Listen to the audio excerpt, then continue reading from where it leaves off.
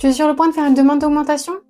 Est-ce que tu t'es renseigné pour le faire de la bonne manière? Parce que oui, il y a une bonne et une mauvaise manière de le faire. Dire à ton employeur que tu veux plus d'argent parce que tu es dans une impasse financière, que t'as bébé numéro 1 qui va arriver, ou bien que tu dois organiser ton mariage, aussi adorable, mignonne ou tragique et triste ton excuse va être, c'est pas ça qui va convaincre ton employeur. En soi, ton employeur, il te doit rien personnellement. Donc, utiliser des motifs personnels pour faire ta demande d'augmentation, ça ne fonctionnera pas du tout. En revanche, si tu arrives à prouver ta valeur ou ton importance dans l'entreprise, ou le fait même que tu sois indispensable à l'entreprise, là, ça fait toute la différence. Et du coup, tu risques d'avoir de meilleures réactions. Aujourd'hui, dans cette vidéo, je vais t'expliquer quand faire ta demande, comment le faire et comment te préparer, point très important. Et enfin, quoi faire à l'issue de ta démarche. Et si tu es curieux d'avoir des informations que dans certaines sections, alors je t'encourage à skipper directement au chapitre qui t'intéresse. Dans cette première partie, on va voir quel est le bon moment pour faire ta demande. Parce que oui, cibler le bon timing, ça peut faire une très grande différence. Personnellement, je divise les bons moments en deux catégories. Premièrement, le bon moment pour toi. Deuxièmement, le bon moment pour ton employeur ou ton entreprise. Donc pour toi, en tant que personne et individu, tu as plusieurs moments qui sont idéaux pour entreprendre les négociations pendant ta carrière. Juste après une promotion, que ce soit un changement d'intitulé de poste ou un changement de tes responsabilités ou de ta fiche de poste, ça peut être aussi tout simplement pendant ton entretien d'évaluation annuel, à la fin d'un projet clé qui a été réussi et dans lequel ta contribution a vraiment fait la différence. Ou bien à la suite d'un succès par exemple aussi. Donc on pourrait imaginer un partenariat qui a été signé, une grosse commande validée, l'acquisition de clients qui étaient difficiles à avoir qui a été confirmée, ou même une solution que tu aurais mise en place et qui fait économiser beaucoup d'argent à ton entreprise. Et enfin, dernier point, tu peux aussi faire une demande d'augmentation si par exemple tu as fait une formation ou tu as acquis une nouvelle compétence. Ensuite, tu as le bon moment pour l'entreprise ou ton employeur. Là aussi, il y a quelques éléments à garder en tête. Et bien déjà, il faut que ce soit le bon moment pour ton entreprise, c'est-à-dire est-ce que ton entreprise a des problèmes financiers? Est-ce que tu as vu certains de tes collègues qui se sont fait licencier pour des raisons économiques? Est-ce que tu as entendu parler d'une perte de gros clients qui aurait pu affecter l'entreprise et le business en général? Comme tu peux l'imaginer, c'est pas forcément le meilleur moment pour faire ta demande d'augmentation puisque tes managers ou les décisionnaires de ton augmentation de salaire seront bien trop occupés à redresser le navire ou rectifier le tir des soucis financiers qu'il y a eu, etc. Donc ils seront pas dans le bon état d'esprit pour regarder ta demande. Donc dans ces cas-là, attends que l'entreprise soit dans une meilleure position. Et si c'est le bon moment pour ton entreprise, vérifie aussi que c'est le bon moment pour ton employeur. Parce que généralement, ton N+1 ou ton manager direct, c'est celui qui va être, ou c'est celle qui va être, ton interlocuteur principal. Pose-toi la question, est-ce que ma manager, elle est stressée, elle est débordée, de bonne humeur? Est-ce qu'elle est disponible et idéalement sur place, prêt à t'écouter, et sans interruption et sans distraction? L'état d'esprit de ton ou ta manager, voire son humeur, malheureusement, ça va potentiellement influencer la décision de ta demande d'augmentation. D'où l'importance de trouver un moment où c'est le bon moment pour l'entreprise et ton employeur, parce que tu vas mettre toutes les chances de ton côté.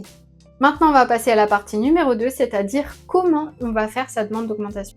La réponse est simple. Fais ta demande en personne avec quelqu'un en face de toi, ou alors en visio si tu travailles à distance. Mais privilégie absolument les négociations en face à face et je te donne plusieurs raisons pour ça. Raison numéro 1, c'est que le dialogue va être beaucoup plus fluide parce que de 1, tu vas pouvoir parler, répondre et rebondir aussitôt sur les réponses de ton interlocuteur. Ce que ne te permet pas un email. Donc c'est pour ça que je te recommanderais vraiment d'éviter toute demande d'augmentation faite par email ou par courrier d'ailleurs. Raison numéro 2, c'est que tu vas pouvoir ressentir les réactions de la personne en face de toi. Donc tu vas pouvoir analyser en live leur comportement, leur langage corporel, ce qui va te permettre d'ajuster ton discours en fonction de ça. Raison numéro 3, tu peux négocier plus facilement.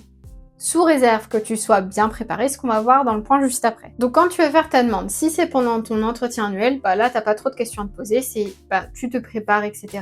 Et après tu rejoins simplement l'entretien auquel tu seras invité pour parler aussi bien de tes performances que de toi, ce que tu aimerais, et c'est à ce moment-là où tu peux du coup intervenir avec ton augmentation de salaire. En revanche, si c'est pas pendant l'entretien annuel, du coup comment on fait? Eh bien dans ces cas-là, tu peux simplement aller voir la personne en direct ou alors lui envoyer un email pour demander un rendez-vous. Et dans ces cas-là, n'en dis pas trop. Indique simplement que tu aimerais discuter de ta motivation d'aller plus loin ou tes plans de carrière au sein de l'entreprise.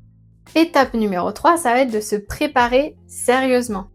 C'est probablement la phase la plus importante de cette vidéo. En d'autres termes, c'est la préparation de tes négociations. Donc arriver sans avoir rien prévu, rien regardé et rien préparé, c'est la pire erreur que tu puisses faire quand tu veux commencer ces démarches-là. Bah oui, parce que la liste des choses à préparer, à regarder ou sur lesquelles se renseigner, elle est plutôt assez longue. Donc pour le bien de ta réussite, ne manque surtout pas cette étape de préparation. Ça se prend pas à la légère. La première étape ici, c'est que tu vas créer un bilan de tes résultats, tes performances ou tes réussites. Et pour paraître encore plus professionnel et investi, tu peux notamment mettre ça sous différents formats, dont soit un Google Sheet ou un Excel, par exemple, un document Excel où tu vas récolter des données. Tu peux notamment aussi créer une présentation PowerPoint ou même construire un rapport avec ton argumentaire et tes données, voire un mix de tout ça à la fois. Et oui, négocier une augmentation, ça te demande un petit peu de travail aussi. Donc c'est important que tu prépares tes données, tu prépares ton argumentaire également. Donc selon ton rôle,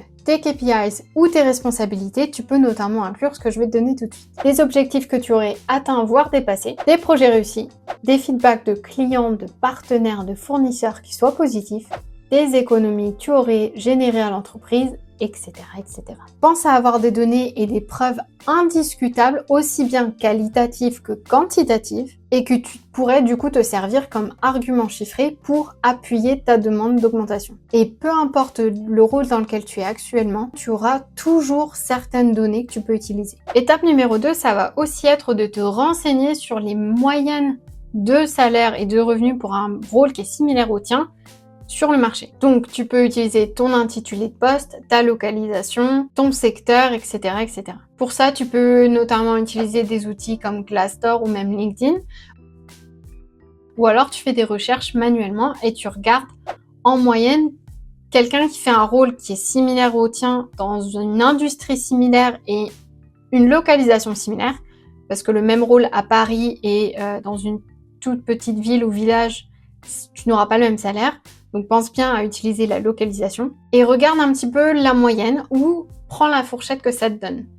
Si tu n'es pas dans cette fourchette, du coup ça te fait un argument. Si tu y es, essaie de négocier du coup un petit peu plus haut sur la fourchette. Ça va te permettre de cadrer un petit peu ta demande en fait. Étape numéro 3, c'est anticiper. Rappelle-toi que c'est une négociation, donc tu risques d'avoir des objections, des questions, des contre-offres et j'en passe. Donc, essaye de faire une liste de tout ce que tu pourrais potentiellement entendre le jour même et écris-toi des réponses à l'avance. Comme ça, tu sauras quoi répondre et tu ne seras pas prise de court ou pris de court le jour J. Quatrième et dernière étape, prévois un plan B.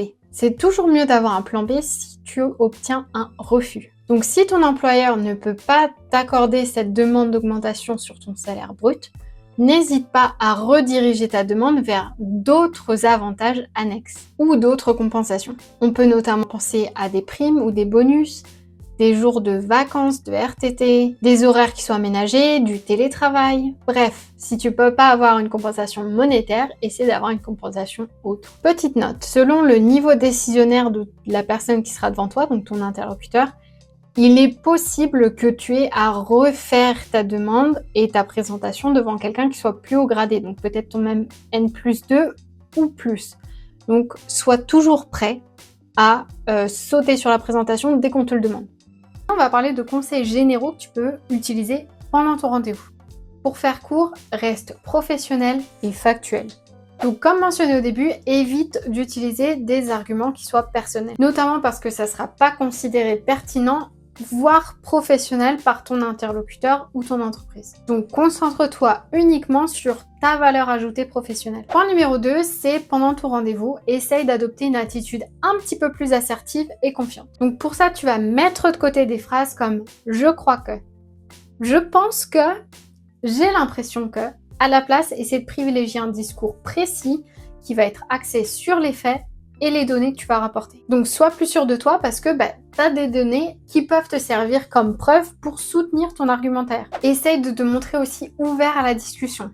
Garde en tête que ça reste des négociations. Donc oui, toi d'un côté, tu vas vouloir augmenter ton salaire, mais de son côté, l'entreprise, elle va essayer de limiter ses coûts, mais elle a aussi tout intérêt à te garder dans l'équipe motivée et boostée. Parce que oui, si tu décidais de partir, recruter, ça coûte cher quand même. Donc, ils vont prendre ta demande au sérieux. Ici, en soi, chaque partie a quelque chose à gagner ou à perdre. Donc, c'est super important de rester ouvert à la discussion et de ne pas hésiter à sauter sur des compromis si la demande primaire que tu avais n'est pas acceptée. Point suivant, c'est évite à tout prix les menaces du type si vous me donnez pas mon augmentation, moi je m'en vais.